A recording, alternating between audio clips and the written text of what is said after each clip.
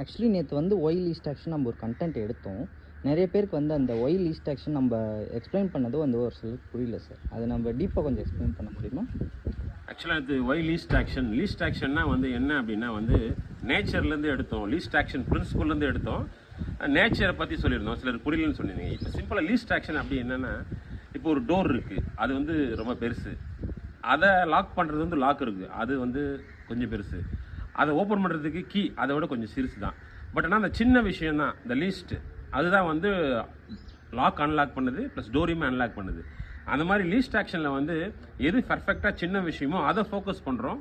உங்கள் பிஸ்னஸுக்கும் உங்களுடைய பர்சனலுக்கும் எஃபிஷியண்ட்டாக எது பவர்ஃபுல்லோ அதை ஃபோக்கஸ் பண்ணுறோம். அதனுடைய மீனிங் தான் வந்து லீஸ்ட் ஆக்ஷன். மேபி இப்போ புரியுன்னு நினைக்கிறேன். இன்னொரு விஷயம், நான் வந்து ஆட்டோமொபைல் ஃபீல்டில் ஒர்க் பண்ணியிருக்கேன். ஒரு 19 இயர்ஸ் அரௌண்டு ஒரு பெரிய கம்பெனியில் ஒர்க் பண்ணியிருக்கேன். அங்கேயுமே நான் வந்து லீடர்ஸ் சொல்லுவேன். என்ன சொல்லுவேன் அப்படின்னா வந்து ஸ்மால், வெரி ஸ்மால் திங் தான் பிக். எது நீங்கள் மைக்ரோவாக நினைக்கிறீங்களோ அங்கே தான் வந்து the big things will happen. For example பார்த்தீங்கன்னா, ஒரு பெரிய இன்ஜின் ஃபேக்ட்ரி இருக்குன்னா அதில் வந்து ஒரு பெரிய பொருள் நீங்கள் அசம்பிள் பண்ணல அப்படின்னா வந்து நெக்ஸ்ட் ஸ்டேஜுக்கு போகாது. அதே ஒரு வந்து சின்ன பொருள் அதை வந்து நீங்கள் விட்டுட்டீங்கன்னா அது வந்து பாஸ் ஆகி போயிடும். ஆனால் சின்னதாக இன்ஜினுக்குள்ளே ஒரு டஸ்ட்டோ ஒரு சிப்ஸோ இருந்ததுன்னா அது வந்து கஸ்டமருக்கே பெரிய பிரச்சனையை கொடுத்துரும். நம்ம எதெல்லாம் சின்னதாக நினைக்கிறோமோ அதுதான் பவர்ஃபுல்லாக இருக்கும். So that's why I name the least action.